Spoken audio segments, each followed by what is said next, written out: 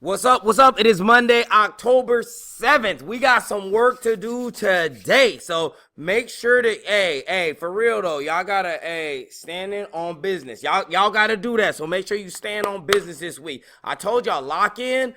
Week one down. We got 3 more weeks to a break. Again, 3 more weeks to a break. So just make sure to stay locked in. All right, let's go. Stand on business. I need y'all to stand on business for the rest of this month. And then that'll set you up for nice, like going out of this trimester. So let's handle that. All right, here we go. Homecoming days. These are the dress up days. Today is Monday morning blues. And as you can tell, I got my Monday morning blues on. I got my pajamas on. I even got the slides on with the Goku socks. You know what I'm saying? What you know about that? What you got? So hopefully you dressed up as well. But here, let's just go over the days because I didn't go over them last week. That's my bad. That is my bad. I don't know why I messed up. Tomorrow's twin day. So if you haven't gotten someone to be a twin, like, hey, just pick someone out. Even if you guys are like, oh, we don't have the same shirt. Just wear the same color shirt and the same kind of pants, same color shoes. Just do that. Bam, you're gonna be twin day. Do your hair maybe the same or whatever. Like, just be twin day. Wait a like if y'all got matching hats, like do matching hats, whatever. You know what I'm saying? Like just find somebody, do the twin thing. I got some twin stuff in store for y'all. Ooh, I'm excited. So tomorrow gonna be lit. All right, and then Wednesday's Western wear. I also got something for Western wear. I'm going to put a twist on it. I'm going to have to put a twist on it. And then Thursday is Throwback Thursday. So we got 6th graders coming with the 1960s. 7th graders coming with the 1970s. 8th graders coming with the 1980s. And I got some for that. I'm excited. I know. I need to bring it down. Bring it down. By the way, all school rules still apply. Don't be spray painting your hair, just the regular stuff. And then Friday is Fab Green and Gold Homecoming Day. It is a minimum day or early out day or something. I don't know. Let me look. Yeah, 12:50. That's a 12:50 day out. So y'all got 2 short days this week. Wednesday 1:10. And then you also have that homecoming day, 12:50. So minimum day on Friday. So we got, you got some extra days in there. Y'all got some extra days in there. Y'all got extra time. I'm excited for the parade. All right, let's keep it pushing. How was your weekend? My weekend was good. However, on Friday, I was doing so good on Minecraft. Everything was good. I had all my armor, all the mending, all the everything. And then bam. You know what I mean? I lost everything in a tragic lava accident in the Nether. And I'm still trying to rebuild. I still ain't built back. It's terrible. Like, Minecraft's been going a little hard because like 2 different people in my realm told me they rage quit yesterday. They were like, or the night before, because they were like, I lost everything. Minecraft's like that. Like, you be up, then you be down. It's crazy. So anyway, I'm building back. All right, let's keep it pushing. How come I can't go to the next slide? All right, so just make sure to take time to review your quiz. If you score, because that quiz was only worth 12, 13. Let me look. Hold on, pause. Let me. Okay, the quiz was worth 12 points. So if you got less than a 9, so if you got 8 or below, again, 8 or below, you need to retake that thing. I will put the quizzes retake practice in there.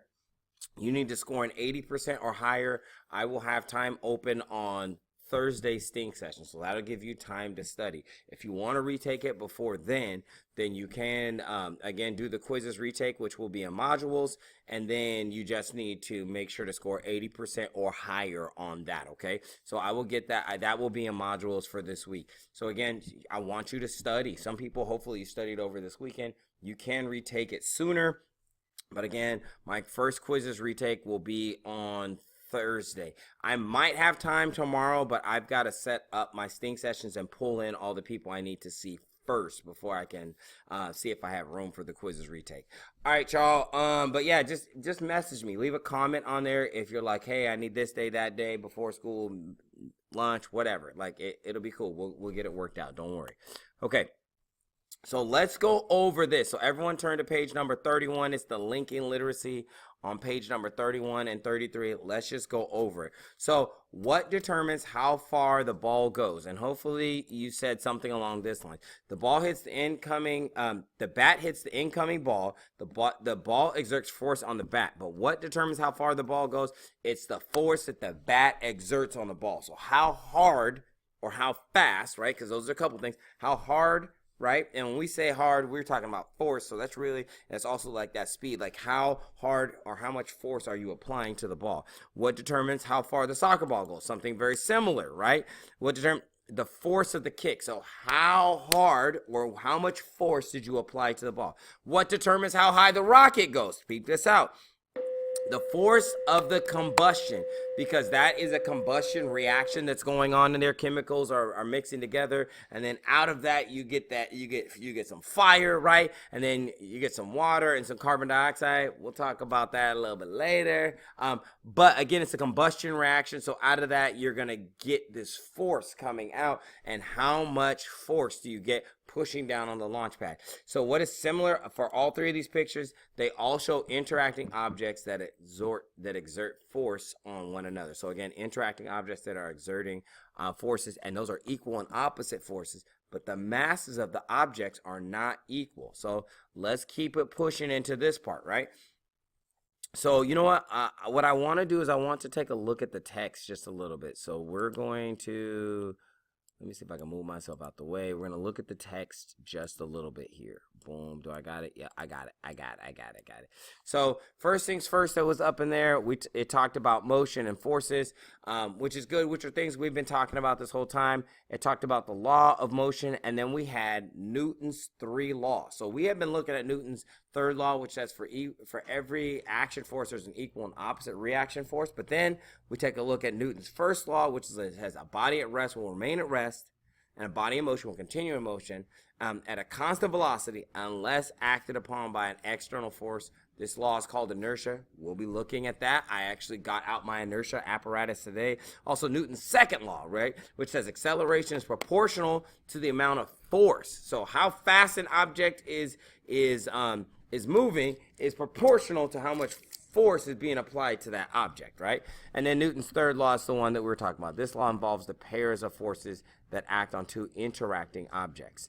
Now, let's just keep going. Mass matters. The biggest misunderstanding, right, in Newton's 3rd law is that the incorrect assumption that equal and opposite forces result in equal and opposite motion. Now, the wild part is we just wrote a CER on this, right? Basically saying that even though the same amount of force may be interacted, may be applied on two different objects, if their masses are different, then their reaction to the force, right, being applied on each other will be different, right? And so you guys got to see that firsthand in the lab, and then you wrote a whole CER about it. Make sure you got that thing turned in, right? So I want to know, did you actually read through this thing? At least skim through it. At the very least skim, but you should have read through it. So action, reaction, and force pairs are not cause and effect interactions, right? No, it's actually a double effect at the same time, right? So it's not like cause and effect. It's like happening at the same time. Okay, and then down here about balanced and unbalanced forces, let's just look through this real quick. So if the force pairs act on an object, set the net force acting on one object is not balanced by another force, then the force on the object is considered unbalanced. So that means if there's more, like this is applying a force down, my hand is applying a force up. If the forces are unbalanced, it's going to result in motion. So I'm applying more force up than this is applying down. Now, however, we can do balance where we have equal forces. So the force going down and then the force going up are equal, and so that's where you see no motion. All right, yeah. So that's how you look at like balanced and unbalanced forces. We will look at this all in the next chapter. We got a whole bunch of things going on. Now, we've talked about this contact forces, right, versus forces at a distance. And you see over here, football, we got some contact forces versus magnetism, which is a force kind of more at a distance, right? So And distinguishing between these two is like gravitational force, again, is a force at a distance because the earth is applying gravity upon you, right? And that's a force at a distance because even if you're not directly in contact with the earth, it's still pulling you down. So even like an airplane that's way up in the sky, or you're on a roller coaster, right? Boom, it's still pulling you down, right? So again, it is a force at a distance. It's not like a contact force, right? So, and we looked at those electrical and magnetic forces. Okay, cool.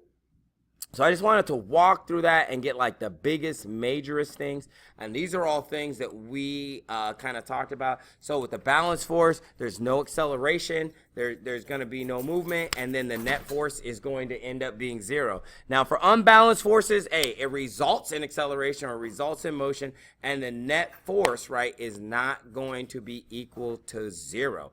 Now, we just talked about the contact forces. We also talked about forces at a distance. Hopefully, you wrote some of these things in there. And Newton's third law of motion notes what? That for every action force, there's an equal and opposite reaction force. All right, cool. All right, make sure that you get this turned in. We went over the answers. What were some examples from the text? Y'all better look through the text. I'm not telling you that. You better at least find the examples. Matter of fact, one example's pictured right there, right below. So make sure to get this turned in. It was due on Friday. If you didn't get that turned in, get it scanned and turned in. I will be grading that later this week in a couple of days. I'm still finishing grading the CERs.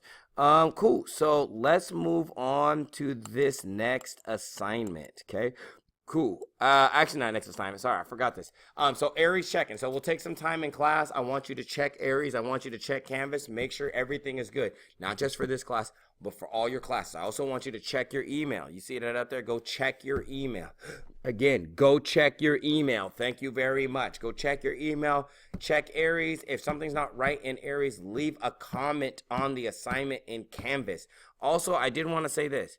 Don't email me just because you turned in your assignment. I'm just keeping it 100. Don't email me, okay? Don't email me just because you turned, like people turned in that linking literacy and then they're like, Mr. Farr, I turned it in. That's just extra work. That's why my email inbox is blowing up. Leave a comment if you need me to do something or if you have a question or something like that. Please do not just leave a comment because you turned in your work. Like, I do not need that. I'm sorry. It's just adding extra work and it's making it slower and slower and slower and harder for me to get to the actual people. Also, for the people who turn in late work, you can leave a comment if you like. It already shows up on a report. However, I do want to say this. If you turned it in like a week or 2 weeks late, like, then give me that same amount of time to grade your thing. Don't think like, oh, I turned it in one day and, oh, Mr. Farr is going to jump to it and be able to get it. No, I'm grading the assignments now. I'm grading the now assignments. Then I still got to go back and grade yours. So just understand how that works. So, and cool. So, and again, if you have any issues, leave a comment on the assignment. If you're like, how do I leave assignment? Click on grades in Canvas and then click on the assignment and then leave the comment, okay? All right, cool. Let's get to the last thing. So take a few minutes to get that done. Make sure you have everything turned in.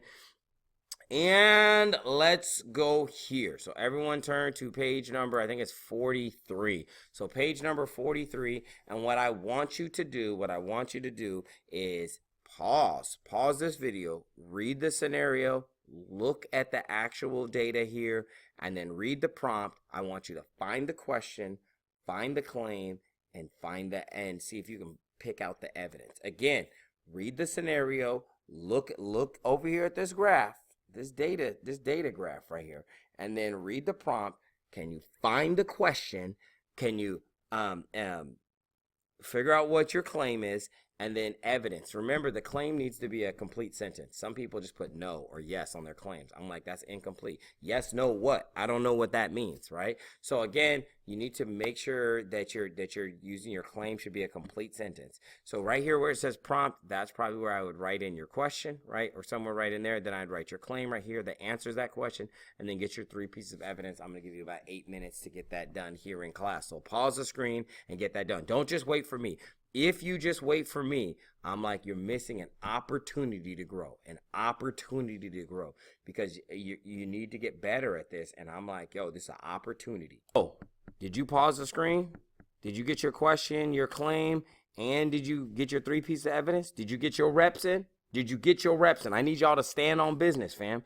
I need y'all to stand, right? Stand on business. I need y'all to do that. I guess I should do the whole thing. I need y'all to stand on business. So did y'all do that? Did y'all get that done? That's what I need to know. That's what I need to know. If you did that, good. If not, pause and go get the reps, man. Go get back on the line. Yeah, get them reps in. Okay. Cool. So let's just look at this whole thing. I'm gonna do some highlighting. See if we can get that done. We're gonna do a little bit of highlighting here. Okay.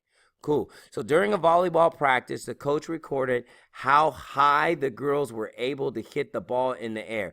When the practice was over, the girls complained that their hands hurt. The coach asked them to rate their pain on a scale of 1 to 5. So the pain is on a scale of 1 to 5. Okay. And then they also yeah. So how high they were able to hit the ball in practice. That's the other thing, right? So that's what's on this chart. So we have right here, we have how high did they hit it, and then we have the pain reported. So in this case, we have 3 different people, right? Cool. We have Sarah, boom, we have Nicole, and then we have Mandy. Let's just look at this graph and just see what's up. So it looks like Sarah hit the ball. This is meters. So it'd be 4 meters. It would be 4 meters, right? And then, so hers is 4 meters, but then 2, I'm going to go 2P for 2 pain. So then Nicole looks like she's at 8 meters. And then hers looks like about 3.5 pain. I'm going to put that P for pain. Okay, and then this Mandy looks like she hit hers at 10 meters. And then hers looks like about 4.5. 4.5 pain. Now, what do you just notice based on this trend? It looks like, or it seems like, the higher the ball is hit, right? The higher the ball went, then it seems like the more pain each person experienced. That's the trend I just tend to see. Okay. So let's go here and see if we can figure out what is the question, right? So let's see. Let's see if I can. I want this to go a little bit further down. Boom. And I don't want to write in purple no more. Boom. I'm switching this color. So using Newton's third law of motion, which says for every action force, there's an equal and opposite reaction force. Describe why Mandy experienced more pain than the other girls. That actually seems like that might actually be the question straight up. Why did Mandy experience more pain than the other girls? So let's go ahead and be like, that actually seems like our actual question. Why, and I'm going to put did, right? Did Mandy experience more pain than the other girls? So let's look back up at this chart and just look and see what our claim is. Right? What do you think? What do you think our claim should be? I'm going to say this. Since Mandy hit the ball the highest, that's what I see up there. Seems like she hit the ball the highest. I think she applied the most force to the ball. That's how it went up the highest. And that means the ball applied the most force back onto her hand. So that's what my claim is going to have something to do with that. So I'm going to say, and again, you need to write a complete sentence here, okay? So I'm going to say, Mandy experienced the most pain, the most pain because, right? Because why? She applied the most force? You want to say most force to the ball, right? Because she applied the most force to the ball. That's what I think. I think that is the reason. Now, I'm going to have to explain that over here in the reasoning. I'm going to have to explain that because she applied the most force to the ball, that means the ball also applied the most force back onto her. I think she did because she applied the most force to the ball because she hit the ball the highest, which means she applied the most force to the ball. I've got to connect those things there in the reasoning, but I think that is the reason why. And then for my evidence, right? My evidence should be pretty simple, right? Is right here. Here's my 3 pieces of evidence right here. Here's my 3 pieces of evidence. So I would be like, Sarah hit the ball 4 meters, right? So Sarah hit the ball 4 meters high and reported, what she reported? Let's see. Let's look. Level 2 pain. That's what I'm going to say. Level 2 pain. Now, that's 1. What would number 2 be? Hopefully you're already seeing the pattern that, oh, it's Nicole, right? Nicole hit the ball 8 meters high and reported what? Level 3.5 pain. And then we got Mandy, and Mandy hit the ball 10 meters high and reported level 4.5 pain. Okay, cool. So now we've got a claim, we've got the question, we've got evidence. Now we just got to get that reasoning paragraph put together. This is where we're going to end this lesson today.